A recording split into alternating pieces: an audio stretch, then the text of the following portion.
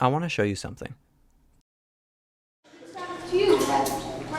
This is me in my very official stage debut back in 2014. I'm playing the role of Perchik alongside Duncan there as Tevye. This would be my finest onstage performance, and this is my peak as an actor. As King David said, I am slow of speech and slow of tongue. I was also one of The production was put on by my elementary school. Every year in the spring, the majority of the 5th grade class would be cast and star in an adaptation of a famous stage musical. And that year, it was Fiddler on the Roof. And I want to talk about it.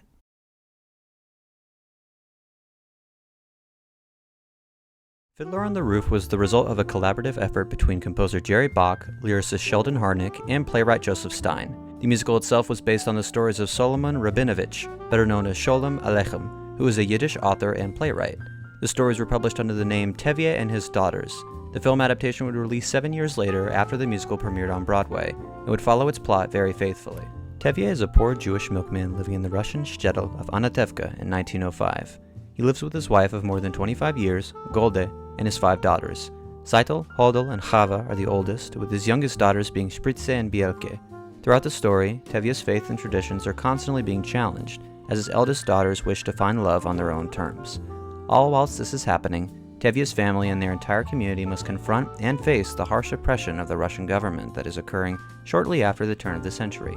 For simplicity's sake, and for your viewing pleasure, I'm going to be mainly discussing the film adaptation. While the film's runtime of just over 3 hours may be intimidating for some, you can rest assured that it goes by fast.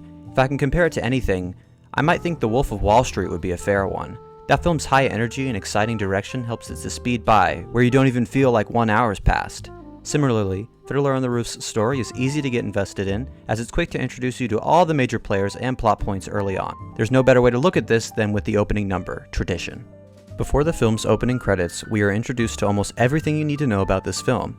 Tevye introduces us to several of Anatevka's traditions and how much they mean to the community, as they are all like fiddlers on the roof. In the opening number, we learn about the hierarchy of Anatevka in a way that feels welcoming and organic, no thanks to Tevye's introduction. We even get little glimpses into the film's universe before they've been properly introduced. The character of Laser Wolf is introduced as one of the papas, as he's preparing meat for Seitel in his butcher shop. He smiles at her, maintains eye contact as she smiles back respectfully, watching him aggressively cut up a piece of meat. Then, immediately afterwards, we see a shot of model Camsoil, Seitel's true love, where he is juxtaposed to Lazar as a more quiet and delicate person. Without any dialogue, both characters' dynamics have been introduced in ways that will come into play later in the story. Even after the opening credits are over, the first scene the audience is given sets up 3 major things. Such diamonds, such jewels. I'll find a husband for every one of them. But you shouldn't be so picky. It's about Laser Wolf the butcher. Out of the whole town, he's cast his eye on Seitel. My Seitel. No, the Tsar's Seitel. Hurry with your work. I wonder if Yenta found a husband for you. I'm not anxious for Yenta to find me a husband. Not unless it's Muddle the tailor. I didn't ask you. And even after this information has been explained, Tevye's daughters sing Matchmaker, Matchmaker, where even though they are content with being given an arranged marriage, they wish to reach beyond the status quo of what Yenta can find. Or Papa, make him a scholar. Or Mama, make him rich as a king. In the first 2 scenes of the film, we are both shown and told about these characters and how they interact with each other. In essence, the film rides the line between upbeat and melancholic, whether it be the constable warning Tevye about the up-and-coming pogrom after his tavern escapades with Laser Wolf, or Perchik getting arrested shortly after Tevye accepts his and Hodel's marriage proposal. By the time the second act comes around, you're hopefully invested in their lives and what the outcome of the story is going to be, and as a result, it isn't jarring when the tone takes a much more upsetting route.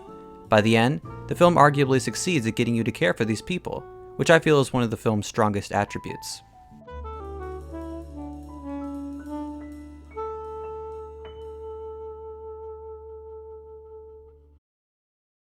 Admittedly, the story of Fiddler may not be the most appealing to a general audience. However, clearly those of Gentile cultures have seen the film, such as yours truly.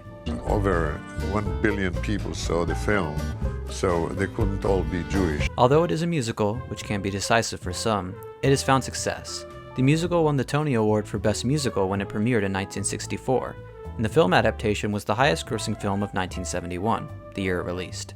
Fiddler on the Roof truly shines in its characters, and how the book helps to breathe life into each and every one of them. First you have the main family, with whom the audience spends the majority of the running time with.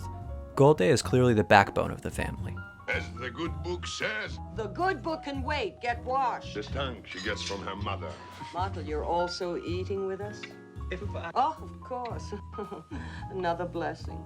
Unlike his wife, Tevye has to frequently insist that he is the head of the household. Supper, I'll faint. Golde! I am the man in the house. I'm the head of the family. And I want to see Martel's new machine now!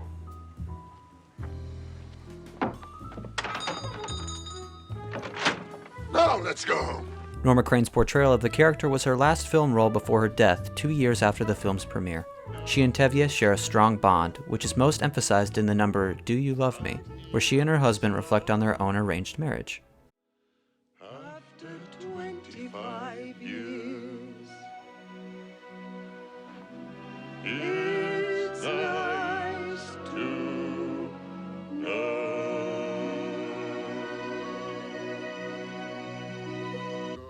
Ultimately, she finds herself incapable of holding back her emotions, especially when it comes to her relationship with her third-born daughter, Hava. We'll forget her. Go home. Tevye's daughters in question each have a distinct personality, which often matches with their eventual husbands of choice. Seidel is initially shown to be resistant to Yente's matchmaking choices, with her relationship with Martel being established moments earlier when Golde speaks to Yente. What does that poor skinny tailor want with Seidel? They've been friends since they were babies. They talk, they play. They play? What do they play? I don't know. They're children. Oh, from such children come other children. Likewise to Seidel, Martel is shown to be a somewhat nebbish type who still holds tradition close to his heart, especially when it comes to his dream of getting a sewing machine, which he later does in the second act. Made by machine. No more handmade clothes. Martel is shown to be a rather headstrong and even darkly comedic character. I heard once that the rabbi who must praise himself has a congregation of one. In conjunction, Perchik is shown to be a confident and somewhat stubborn type who's open to new ideas, which is something Hodel finds comfort in. Very well. For your sake. The scene in which he shows her a dance helps to cement their coexistence together. There.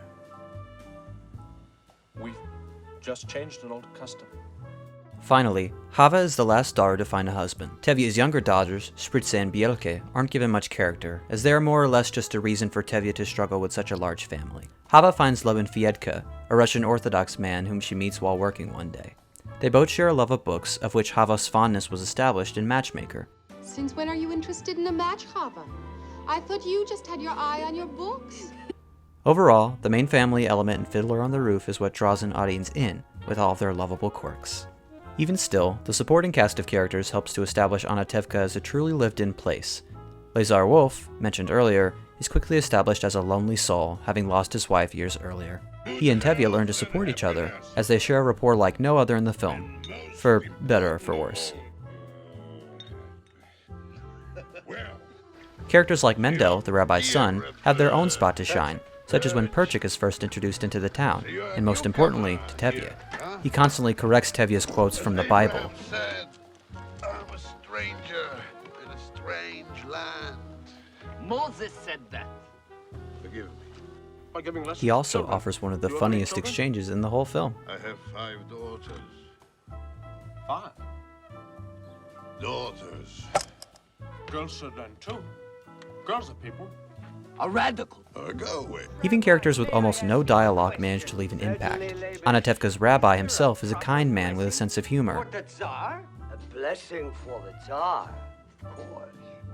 May God bless and keep the Tsar far away from us. However, he's also vulnerable, and is fully aware that even he doesn't have all the answers all the time. Rabbi, we've been waiting for the Messiah all our lives. Wouldn't this be a good time for him to come? We'll have to wait for him someplace else. The characters of Fiddler on the Roof are arguably the most crucial aspect in keeping the viewer's attention. Each one of them is fleshed out, no matter how minor their part. Each actor and actress show that they are more than capable of taking these roles and helping them stand out in a cinematic medium. And when it comes to characters, you can't get any better than the constant heartbeat at the center of this film.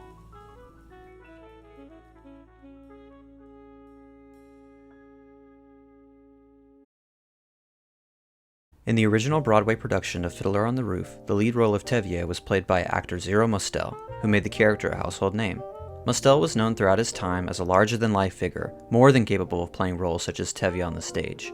Mostel would go on to star in Mel Brooks' satirical comedy film, The Producers, alongside Gene Wilder, in which his theatrical mannerisms can be seen on full display. The worst play in the world, a surefire flop. Step 2, I raise $1 million. A lot of little old ladies in the world. Step 3, you go back to work on the books. Only lists of backers, one for the government, one for us.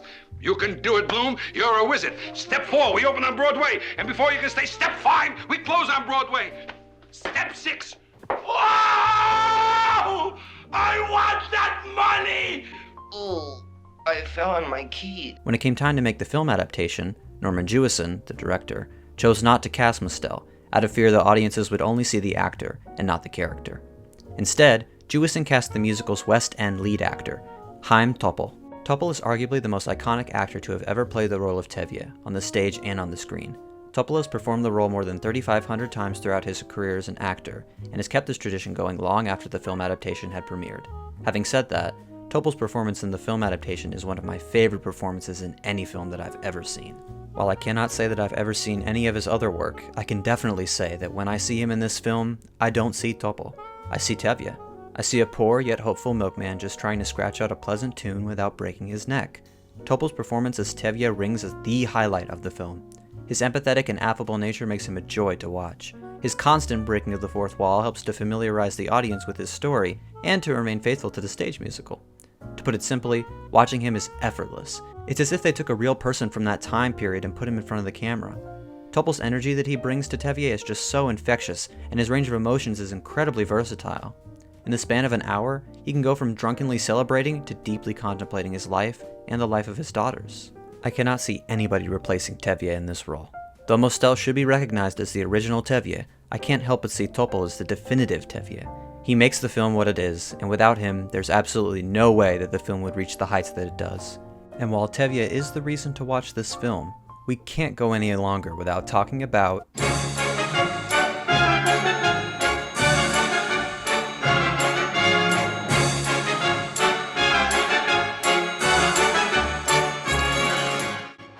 This film is the true definition of a musical. It's big, but it never feels like it's overcompensating. It's quiet, but it never seems to stumble. It's the perfect blend of musical ideas, and the score for the film has been lovingly interpreted by the one and only John Williams. The film was Williams' first big success in the industry. After its release, he was nominated for and won his first Oscar for Best Score Adaptation, now known as Best Original Score. The winner is John Williams for Fiddler on the Roof. While Jerry Bach's score for the stage musical was both subtle and deeply intimate with its audience, Williams' adaptation was appropriately bolder. Williams' orchestra was double that of a typical pit orchestra for the stage, and the result is a bombastic musical with some of the same moments of subtlety that the stage version has. Most notably is Williams' collaboration with soloist Isaac Stern, who provided the violin solos for the metaphorical Fiddler character seen at various points throughout the film. He can be heard prominently in the opening credits, with Williams creating a melody of various songs from the musical and mashing them together in an awesome cacophony of sounds.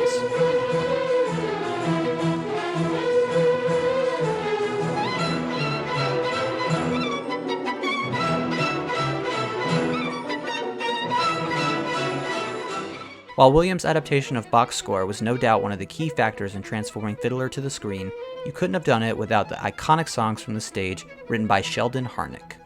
No matter who you are, I would be surprised if you watched this film for the first time and didn't recognize any of the musical numbers. Each one is worth at least a foot tapping, and they offer some of the most memorable moments in the film, whether it's Tevye singing about a better life and If I Were a Rich Man, I wouldn't have to work hard.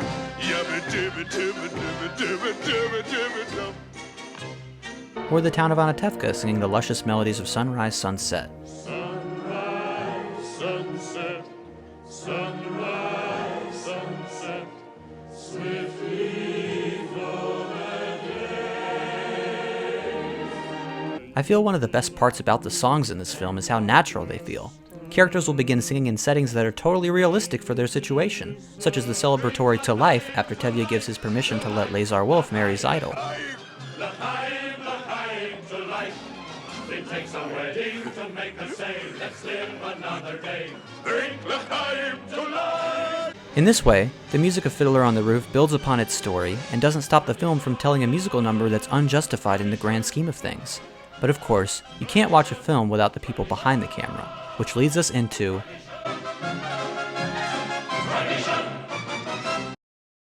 Fiddler on the Roof's film adaptation was directed by Norman Jewison. Jewison, despite his name, is not of the Jewish faith, of which he addressed when being asked to direct the film. What would you say if we were to say, we want you to direct Fiddler on the Roof? And then I said, what would you say if I told you I'm a goy? Jewison was tapped to make the film due to his previous success directing the film In the Heat of the Night, a crime thriller which won Best Picture in 1967. They call me Mr. Tibbs. The production company for Fiddler on the Roof, the Mirish Company, were the same company who produced In the Heat of the Night, so they had faith that Jewison would be able to spin straw into gold once again. Armed with $9 million, or about $65 million in 2022 lingo, Jewison and his crew set off to make movie musical history. Jewison's direction and production choices on this film are undoubtedly committed. Most of the exterior shots of the film were shot in the former nation of Yugoslavia, specifically in the villages of Lekenik and Malogorsha. The fact that only the interiors were shot on sets gives the film a sense of believability. Jewison's interpretation of Anatevka sees him flesh out the village in ways the stage musical could never do, or shown contrast between the villagers. For example, Tevye and Lazar Wolf are directly compared once we are shown the latter's house, to which Tevye comments on. And all this from killing innocent animals. Don't touch anything. We get to see the village square and the fields that Tevye's daughters work in. Jewison's realistic take on Anatevka helps to bring the audience into this world, which he does with the very opening shots of the film. Instead of opening on Tevye or jumping into tradition right away, Jewison opens the film with a simple sunrise over Anatevka. The simplicity of this film is shown right out the gate with the stunning sunrise shining over the sounds of birds chirping. This leads into the opening solo from Isaac Stern, in which we are introduced to the metaphorical concept of the fiddler, followed by Tevye popping onto the screen, instantly catching the viewer's eye. There are so many subtle touches to Jewison's direction, which should easily be an entirely different video. One of the best choices is during Tevye's inner monologues each time he's confronted by one of his daughters. While contemplating the situation, he is literally far removed from the other characters, with the others being off in the background while Tevye takes up the foreground space. Additionally, during sunrise sunset, one close-up shot places Tevye in the center of the frame, with Lazar Wolf visible on the right side of the frame. Lazar's stare is one of intensity and anger, for what is occurring at this very moment was initially meant for him. Lazar didn't have to be in that shot, but it helps to show Tevye's confliction with his choices, and to foreshadow the unruly manner in which the reception will turn out to be. In short, Jewison's hand helps to craft the film adaptation to a well-oiled machine, which doesn't waste a minute of its near 3-hour runtime. So it's fair to say that I like this film. A lot. But what about this old movie sucks hard? What part of this movie blows chunks? Well, not a lot in my opinion, but I have some things to add.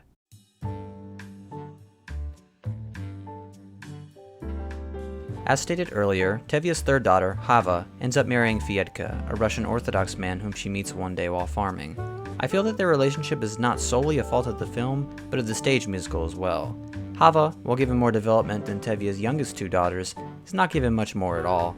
Her development really stems from one throwaway line about her liking books, and when it comes to her eventual husband, he's about as interesting as a sack of bricks. Fiedka, unlike Madeline Perchik, is barely given any type of character traits, other than being somewhat more polite than the other Russians who occupy Anatevka. You could argue since Tevye doesn't get to know Fiedka very well, it's therefore appropriate that his character development be sparse, as Tevye is ultimately our guide through Anatevka. However, I feel the eventual conclusion of Hava and her father's relationship is satisfying, with Tevye's rejection of her being a particularly haunting and powerful moment in the film. Other than Hava and Fiedka's relationship in the film, there isn't much that I don't enjoy about it. One of the more puzzling scenes in the film happens when Tevye goes to see Lazar Wolf after the Sabbath prayer number. Here, Tevye has another monologue to himself. However, it is significantly different from the rest of his monologues in the film. Here, Lazar Wolf's face is shown in a freeze frame while Tevye monologues. I think this is a reference to the stage musical and how the monologues were delivered in that medium. Unfortunately, it comes off as jarring, as this is the only time this happens in the film. The worst part comes at the end of Tevye's monologue, when Lazar Wolf awkwardly comes out of a freeze frame in an off-putting shot. However, this is once again scraping the bottom of the barrel of very few negative things I have to say about this film. By the time 2 Life comes around, you're too busy watching Russian dancers and Jewish villagers having a dance-off together to even care. So, while I wouldn't call this film perfect in a technical sense, it pretty much is. So, what else is there really to say? This is a great film in my opinion that both musical fans, cinema lovers, and pretty much anybody can enjoy. The stories of the Jewish journey at the turn of the 20th century are made instantly compelling with lovable characters, a fantastic lead performance, unforgettable music, and outstanding direction. It's a classic that's endured for many years to come, and it's connected with both the young and the old alike. If you somehow haven't seen this movie, I'd highly recommend giving it a watch. And if you're ever near some place that's playing the stage musical, definitely go check that out as well. Okay, thanks for listening to me rant about this musical for so long. Hope it was interesting enough. Okay, bye!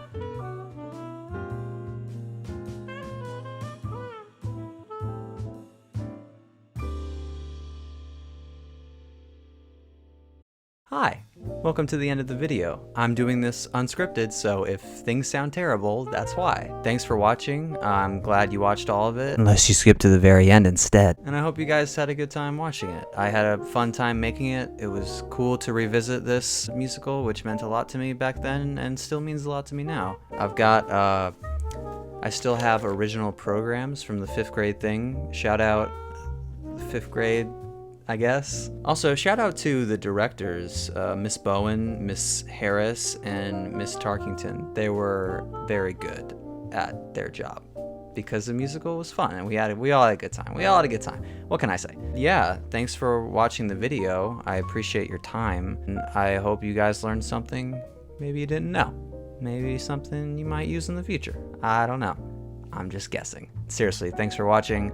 And I hope you guys are doing well.